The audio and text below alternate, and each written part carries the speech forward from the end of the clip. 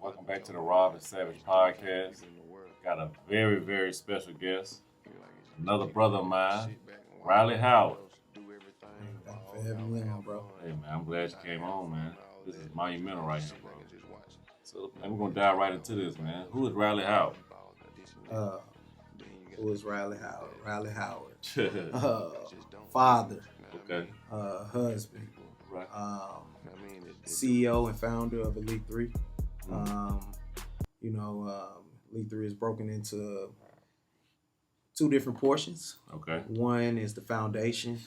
With Elite 3 Foundation, is everything is broken into three different principles: fitness, enrichment, and achievement. Okay. So we try to break everything into those diamond principles, everything that we do. So our fitness principle that incorporates everything with like our sports camps and healthy lifestyles. Okay. Our enrichment, just our academic piece, academic component, where we're pushing our student athletes to reach new heights as far as strive for greatness in their classroom, whether it's tutoring, ACT prep, those types of things, and then our achievement is goal setting. Okay. Just setting goals and knocking them out. Whether it's obtaining college scholarships academically or athletically. Okay. Right. And then the Elite 3 sports training, that's where we work with high school, college, and pro athletes for performance training. So we work with them at all different levels and, just move them on through the ranks. That's major, man. And that's one of the top in the nation, really. With that being said, I'm gonna pull back on that. I'm gonna come back to that 7 minutes. You explain a little bit more on Elite 3 because it changed my life physically too. We had to get back in that gym, which I told Shep that. But let's go back, man. Before Elite 3, before all that, man. You grew up in East Nashville, man. Yes. Tell me a little bit about that, man. Man, growing up in East Nashville. Man, being a native of Nashville, growing up in East Nashville, I went to Warner Elementary. I went all the way through Warner Elementary to Lockland Middle School. The real people from out east know about Lockland Middle School. Then you transition to East Nashville. It's East Nashville now. It was just East Middle School then. Okay. And then went on to Stratford High School. Sorry to hear that. Yep. Okay. So... these Whites Creek dudes. Man, just growing up in East Nashville, living in poverty, majority of my life. As I came up as an adolescent, I had it hard, but I had to make a decision on, what did I want out of life, and I just seen my family members and people in my community make a lot of the wrong choices. So, it was a hard upbringing, but, I kind of use sports as an outlet for me to kind of guide me to becoming better in life. Okay. Man, that's a dope segment right there, man. Especially, me being from East Nashville too, knowing how Tetris it was at that time, especially mid to late 90s, early 2000s. That's a line... like a grenade field of things you could run into. Absolutely. Especially out east, man. How was that transition, man, being from out east, starting to get into sports, as you said, playing in the Little League segment? I know you played for Powell, or not Powell. Man, crazy thing is, everybody think I played for Powell. They think I played down at the park, but I didn't. Okay. Man, my godfather, I lived in South Nashville for like 2 years when I was real young, and then I moved to East Nashville. But my godfather actually was one of my coaches, and he coached in South Nashville at Rose Park. Yeah, man. So playing sports and everything with youth sports, I played with Big Fridge and all those guys from out there. So and I didn't play with the guys from out east until I got to middle school. Okay. Correction. I'm glad you told me. So Rose Park, you was out there with the Edge Hill guys mainly. Sadly, yes. Okay, I got you. Didn't. So when you did come on over to the better side, in East Nashville, you played in middle school. What middle school was you at playing? East Middle School. Okay. When did you know on your sports journey, especially again going through the Tetris ways of East Nashville, when did you know that sports might be my avenue out of this lifestyle slash this area that I'm in? When did you see that? You know what? I can maybe take this somewhere. Really, when I was playing AAU basketball, Okay. and I played football, but I always had dreams of going to the leagues. But I played AAU basketball, and it took me out of my community. Um, it was opportunities where I was able to travel, which I know I wouldn't have had an opportunity to do Okay. doing doing anything else because my family we was in poverty. So, but sports was that outlet for me and gave me exposure to different things. Okay. Okay. So now you in Stratford, Hmm. you passed the middle school stage, and at that time, man, I know you came in. Stratford was still it was well known, especially when it comes to all the sports. I'll Hmm. give you all that. Hmm. But myself personally, I was in middle school at the time. I was knowing about y'all track, and then y'all football was really really heavy. Hmm. Um, the first couple years at Stratford, how was that for you? It was great for me. I was a freshman. I was able to play varsity Okay. freshman as a freshman for football and basketball. Very skilled at both. A little smaller than some, but I had the heart of a lion. But it was so I was able to compete. Had some speed and a will to win. So the size didn't really matter at that time with me being younger, and I was able to get out there and get my feet wet. Okay. Okay. Y'all had some dogs on that team too, man. Yeah, All the yeah, way throughout, what I yeah. can remember. I remember once I did get of age, I was hearing about yourself. Hmm. Uh, I feel a TSU homie. Can't think his name right now. That bad. I'm bad. Went to Stratford with Oh, KJ. you. KJ. Yeah, yeah. Was always hearing about y'all two, really, Hmm. especially when I got to high school. But to be honest with you, man, the first time I heard you, man, is at a time when Nashville really had some turmoil from East Side, and I was always hearing your name in some of the rap songs and all that stuff, and never knew who they talking about, man. So how was that? How was that for you, man? Being in high school, you doing your thing on the field, Hmm. but you started getting notoriety around the city with the whole rap beef that we had around in the city at the time. How was that navigating through the city? Like, okay, do I have a target on my back, or just you just focus on me being an athlete?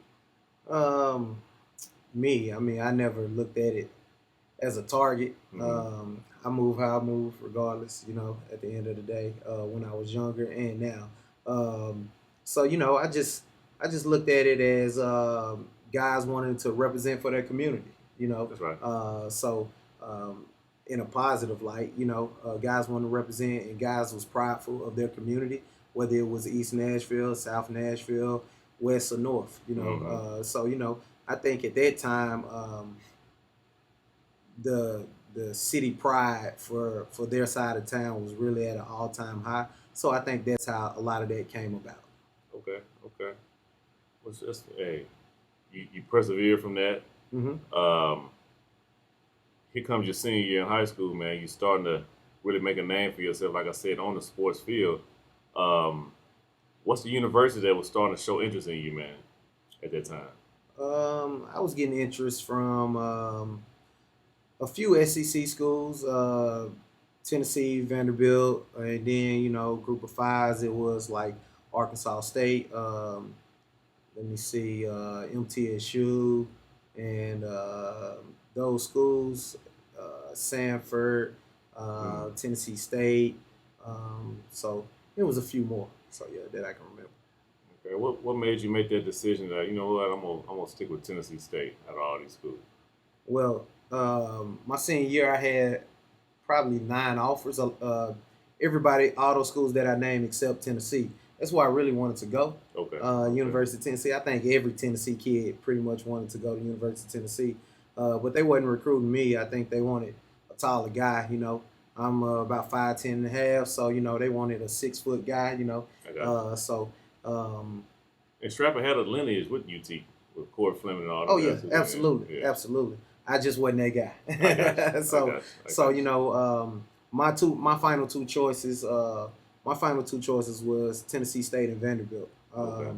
I chose Tennessee State because I felt like I went on visits to both, and I just felt like Tennessee State was more of my comfort level from where I came from, from that inner city, and I just kind of seen a lot of things where I can grow and the culture. Hmm. When I was there, I I really liked the culture, and I felt like I can grow and be successful with the culture.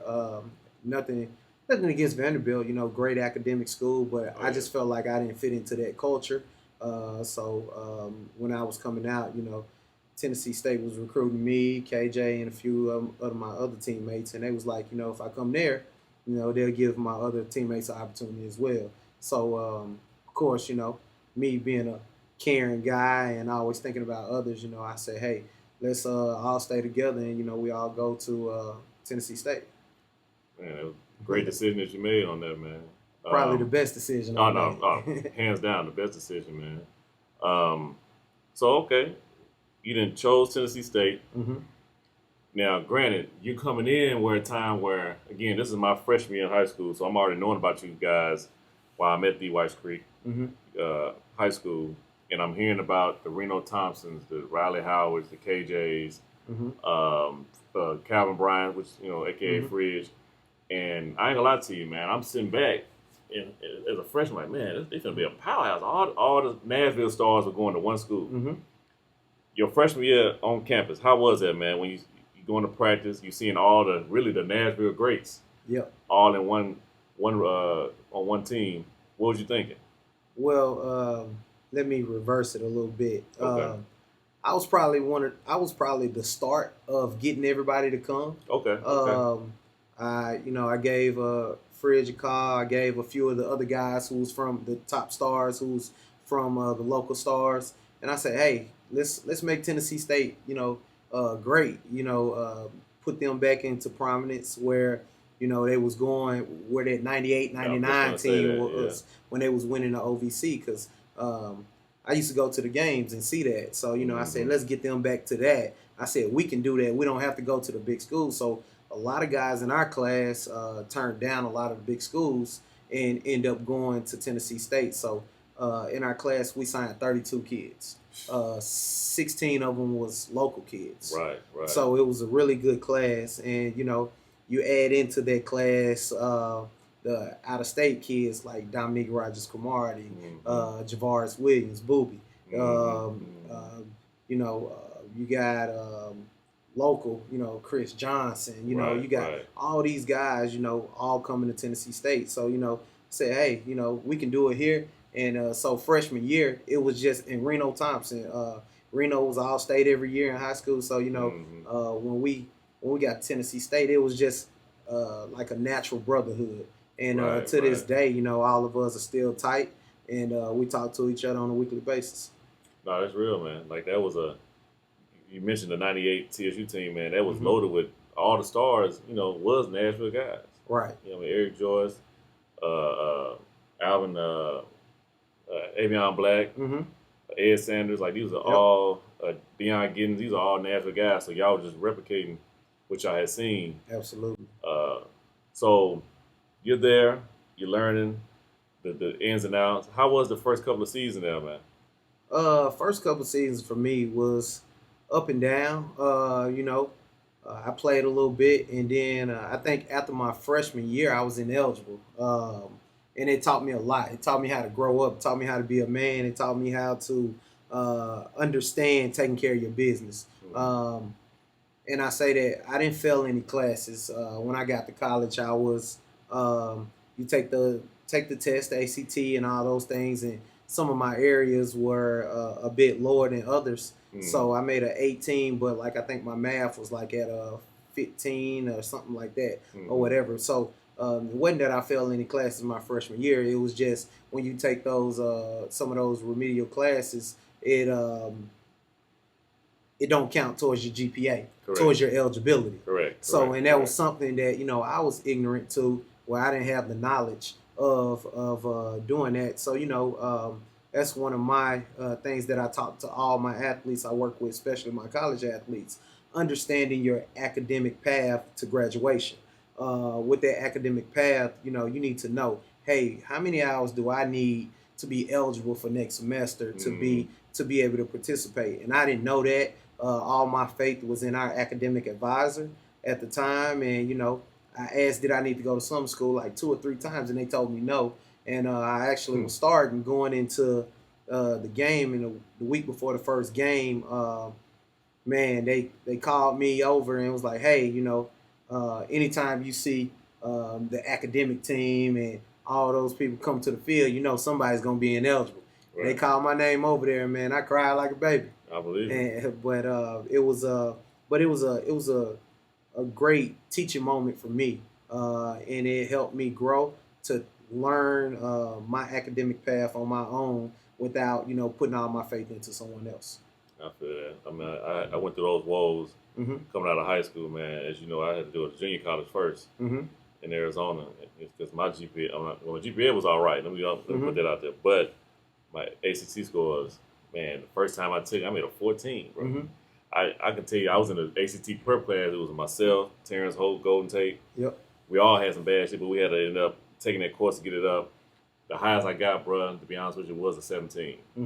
So all those offers I had in school was like, man, look, we want you, but you gotta go the JUCO route. So I understand fully how the grades not being right going into in college will set you back a little bit. Right. Okay, but you go through that trial and tribulation with that. You bounce back. Now TSU, this is your junior year. Junior year. Yep. And y'all DB room is just full of dogs. Loaded, man. Man, loaded. You talking about a guy named Aaron Strong, probably one of the coldest DBs I ever, played with, a technician. I learned a lot from Ahmad Smith. He's a college coach now. DRC, Anthony Levine, Jamar Landrum, Larry Williford. We got Ballard there. Yep. So it's a few, man. Our room is loaded. We got Eugene Clifford. That's my class. So man, we got all these highly recruited guys, out of high school in this secondary. So it was dominate, execute. If not, you're gonna sit for 2 weeks. Yeah. That's how our room was. Yeah. And I've seen Dominique sit for 2 weeks. I've sat for 2 weeks. Larry Williford sat for 2 weeks. Everybody probably sat for 2 weeks if they make a mistake on the field. And that's how, I think that what brought was able to bring the best out of all of us because we was able to compete. We competed on a daily basis. Who's going to be the guy? Even Reno, who's going to compete and be the guy for that week. And we knew, if you didn't execute, you didn't do your assignment, be where you're supposed to be, you miss a tackle, you may not play for 2 weeks. But that made our DB room, really close. And how it's competition, but it was never anything negative. Of somebody making a mistake, it was somebody else holding somebody else accountable. Hey, bro, look, let's spend some extra time after practice or before practice and work on these things that you're making mistakes on. So it was always a brotherhood. And crazy thing is about our DB room, like before we went out in college, before any party or we go to the sub or we go to the student center or whatever, we always got together. We'll do push-ups. We'll go. We'll go to the field. We'll do it's a little pull-up bar in the hole. I don't know if it's still there, but we used to go do pull-ups there before we hit the club. Anything like that. So it was good times, but our bond was unbreakable, and that's why a lot of us are still close to this day.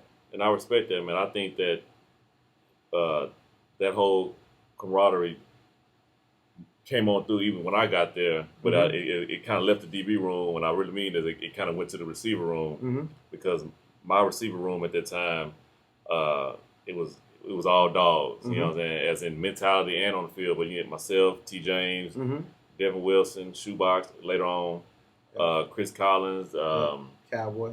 Yep. Cowboy still. Man, I ain't seen an athlete like that who could do things.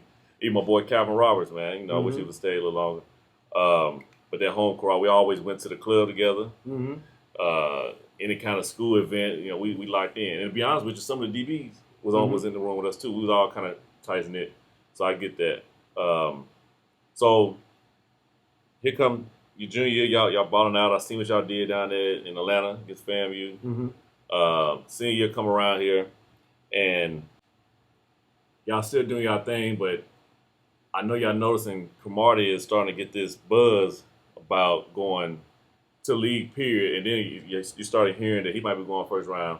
Yep. Him being in the DB room with y'all, what was the motivation coming to y'all, like knowing like, dang, he getting looked at? I know we fit to also because we also doing the same thing.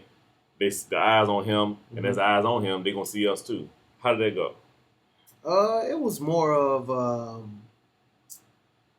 competition. You know, it was a healthy competition where we was like, okay, Dominique is getting this notoriety. You know, like you were saying, you know, hey, we want this notoriety too. So we made him work harder, and we worked even harder. You know, so it was just always competing, trying to be perfect on the field, which we never are. You never are perfect on the field, but we try to make it minimize our mistakes. Try to execute, try to set new goals for ourselves on a weekly basis and daily basis when we came out. But we always, you know, tried to practice at a high energy and high tempo where we can fly around on the field. And I think, you know, we had some really good coaches. Coach Reed, you know, was our D coordinator. He was one of the best. That's why he became, you know, our head coach. Coach you know, Coach Fuller, Randy Fuller, you know, played in the league, you know, for a long time, and he taught us all the technical stuff that we need to know from NFL standpoint to college, you know. So we had some really good coaches. Let me see, Coach Lambert did a really good job with us as well. You know, he just brought that Miami mentality with him, you know, to just, hey, you know, you got to be a dog out here. So, you know, it was ups and downs, but, man, we challenged each other. And with him having a success, man, it just opened up doors for us as well, because at the end of the day, you know, there was never any jealousy from anyone in our group. It was just, hey, you know, it was motivation. Let's get better. Yeah, that's major. That's major. Y'all were pushing each other, for sure. Absolutely. For sure. Okay, man. So, senior year, y'all all balling out. Yep. You know what I mean? I hadn't transferred yet, but I seen that Jay Cutler game in the rain. Yeah. But when did you see that you might have a chance at going to the pros, man? Like, did any NFL teams started asking, or you just started seeing them show up at practice a little bit more? You feeding off maybe, you know, they looking at Cromartie and yourself, KJ, or whoever. Or, you know, when did you see that, okay, I might got a chance or I might not? How did that go in your mental? Well, if you're playing in college, you always got an opportunity. So, you know, I just, you know, wanted to always maximize my opportunity when I was on the field. So I knew when I was out there, I was gonna make a play. You know, I'm gonna try to make an interception. I'm gonna try to make a big hit. I'm gonna, you know, strip the ball. I'm trying to figure out a way to make a play on the field. So, you know, I knew they was always there at practice. You know, I talked to a lot of different guys, you know, at practice teams, representatives, and so, you know, that's everybody's dream of going on to the next level. So, you know, I always want to make sure I was at my best. And I stayed away from a lot of the different things as distractions in the off season, distractions, to make sure I was always at my best. Okay. So now you're done playing. You're waiting for the opportunity. Yep. It doesn't necessarily come for you. How did your mental go when we all go to this wall when we see that the football dream that we had didn't go as planned? How did your mental state go now? Like, what was next for Riley in your head? Like, dang, the league has bypassed me, but I'm still got this hunger here. How did you place that hunger to something else? Well, for me, I always want to work on my next plan A. I try not to say a plan B because if you're working on plan B, you're not focused on plan A. So, I agree with that. So I always want to work on, you know, my next plan A. So as I was working out for teams, CFL, NFL teams, things like that, you know, pro day, post pro day, you know, things wasn't happening the way I wanted, and I had an opportunity to go play in the CFL, but I decided to shut it down because I felt like, hey, if I finish my master's, I always so from my freshman year, I always told myself, hey, I'm gonna lean on academics, more than just athletics. So I told myself, you know, if I don't make an NFL team, I got to go create a league of my own. So Okay. I was working on my masters. I had like a year, maybe a year or a semester to finish up my masters because I was working on my masters as a senior. So I had probably around a year left. So I want to complete my masters. So I prayed about it, and I went to my wife. She was my girlfriend at the time, but my wife, and I told her, hey, look, going to go play in the CFL is not enough money for me. I can make more money with a master's degree. Right. So I want to rely on my education. That's why I came to college, and I'm more than just an athlete. So, man, that's where I built the Elite Three Okay. Okay. in grad school.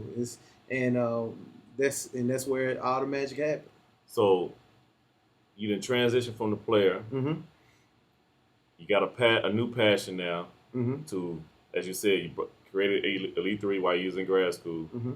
But where did that core passion come from? Like, you know what, I'm gonna work with these kids uh, and get them to the top tier level, athletically wise and physically wise, Mm-hmm. so they can fulfill their dream that they're pushing for. Where did that passion come from? That passion came from others helping me. It was always a coach in my life. My godfather, who was my coach, Troy Wade.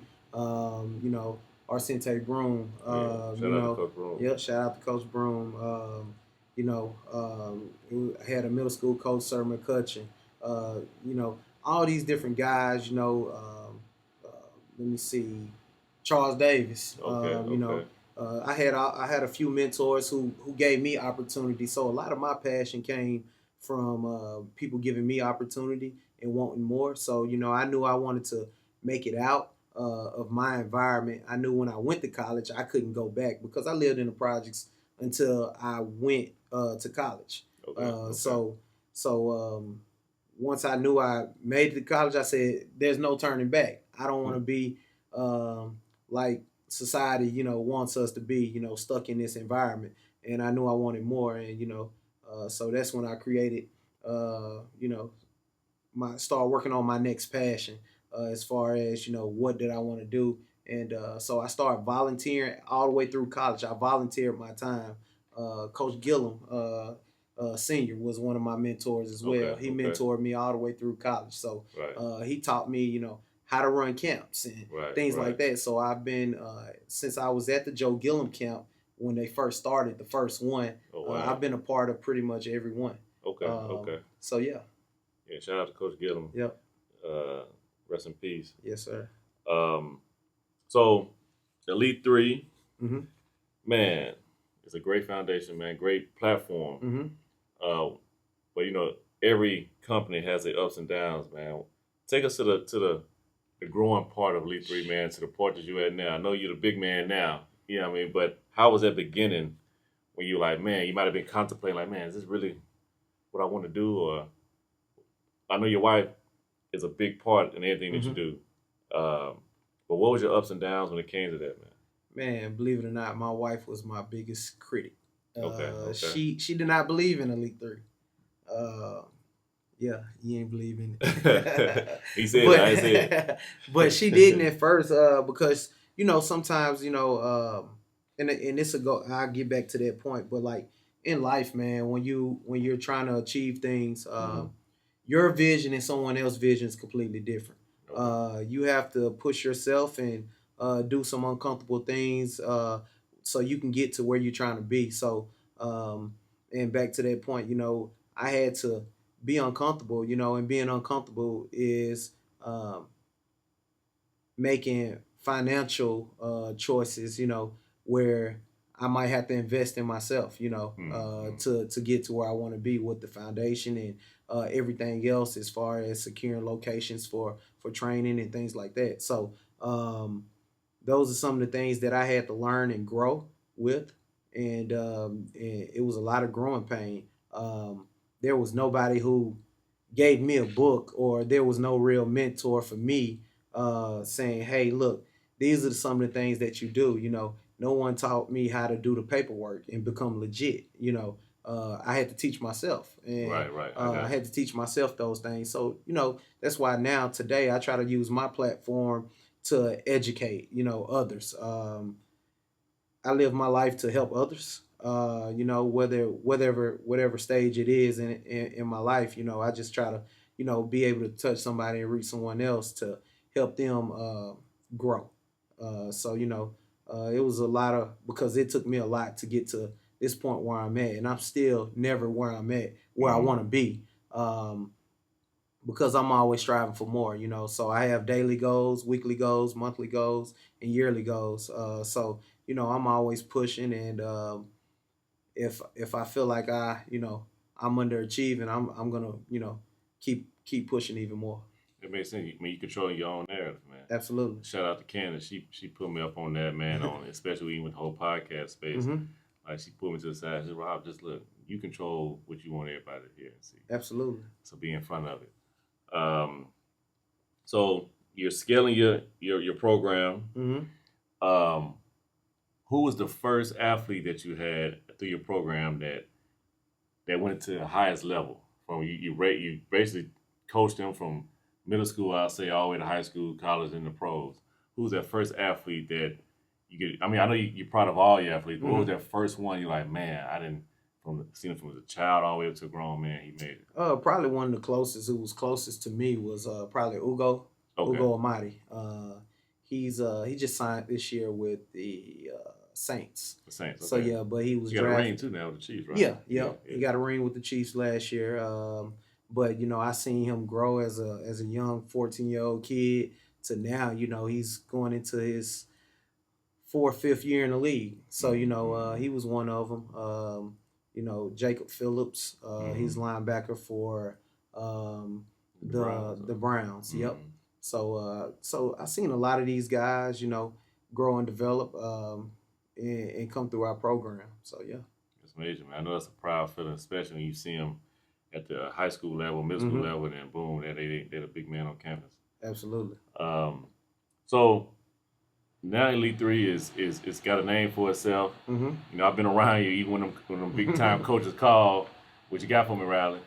I know that's a great feeling. How do you want to? What's next for Riley in Elite 3, man? When it's scaling your whole program, man. You done it all, like Charlotte Lowe, really. But what's the next thing? What's next for you? I just right now, we have a few different platforms for our athletes. I'm just gonna speak from the youth part right now. We have our 13th year, our 13.0 camp, Elite 3 football camp 13.0. So the 13.0 stands for year 13. So our 13 years doing it in the Nashville community. We bring in all those NFL guys that I work with and from the area to come in and work with the Nashville community. We bring them in every summer, and so that's coming up. That'll be July 8th. Outside of that, we have our bowl game, the Nashville All-American Bowl. That'll be coming up in January, so we'll start selecting guys for that roster as well.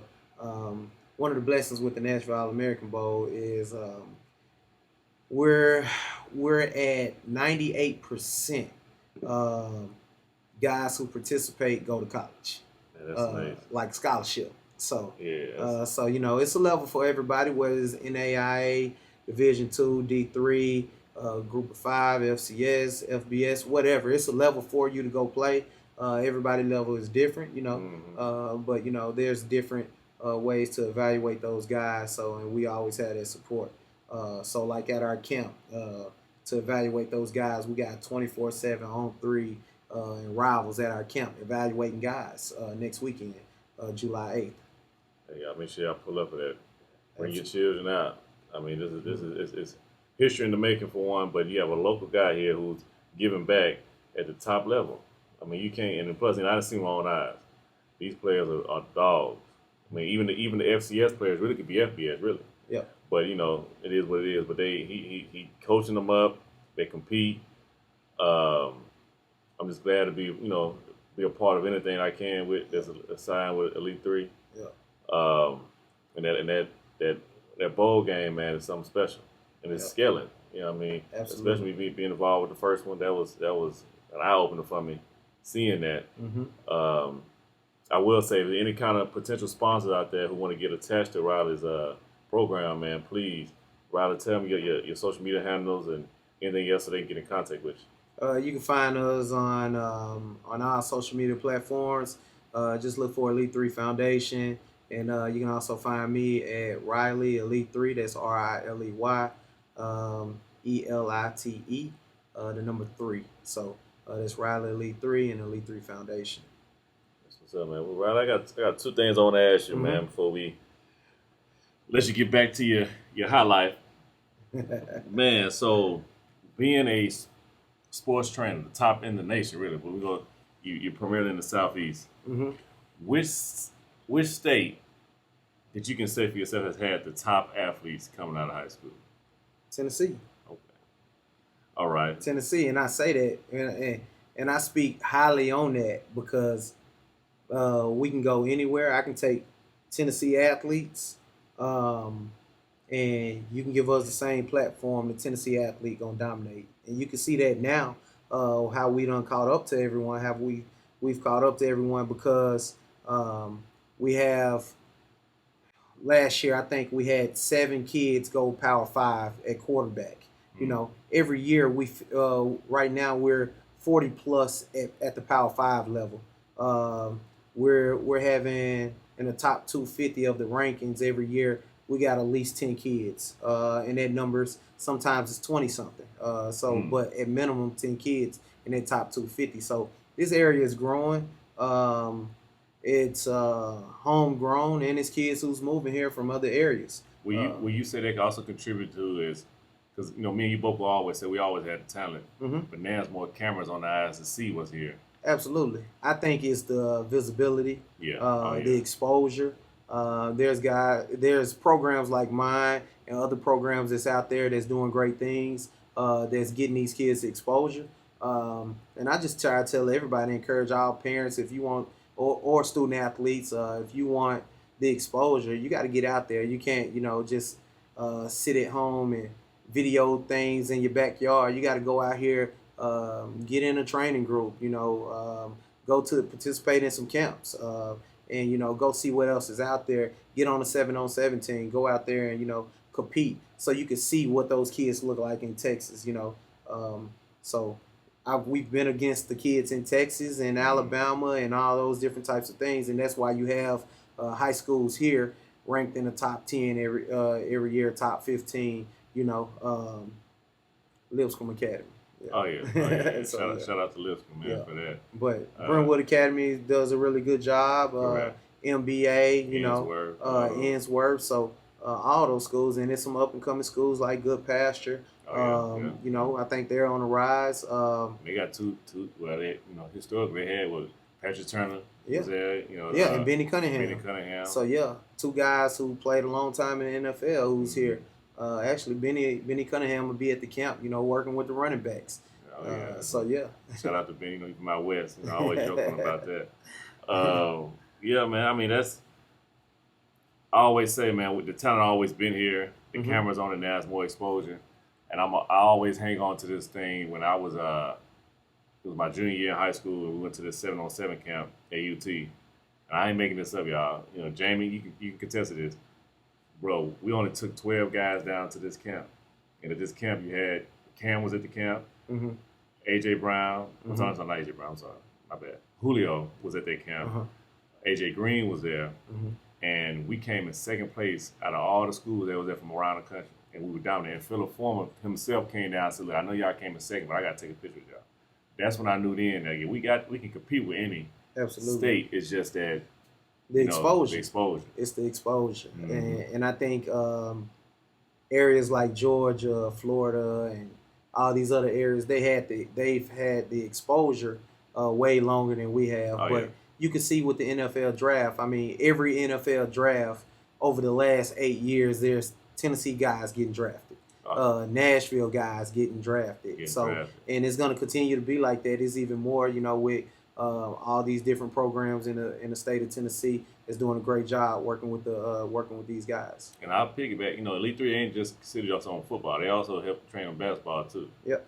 I know Jamal has really transformed a lot of local players. I know B. Miller was with you out there a couple times getting some footwork in. Yep. With B. Miller. And a lot of people won't believe this, but it's the truth. These last 3 NBA drafts have been dominated by Nashville guys. Yeah. Darius Garland, Wiseman, and now B. Miller. The talent's here, just be seen.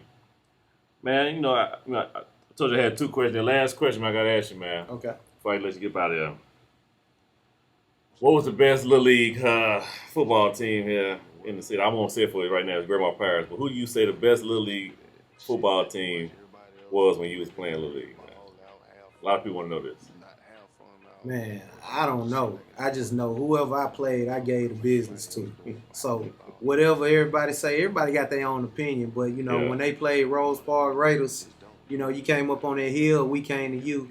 You knew I was giving you the business. I got video, I got footage, I got it all. So it ain't no cap. Hey, Keon, you heard this, man. He said it was Powell, so I don't know, man. I said Grandma. Nah, I ain't say Powell. No, I'm talking Keon. Oh, Keon said Powell. Yeah, he said Powell. Okay. But, they was tough, though. They was tough. They was tough. Yeah, they were right until we played.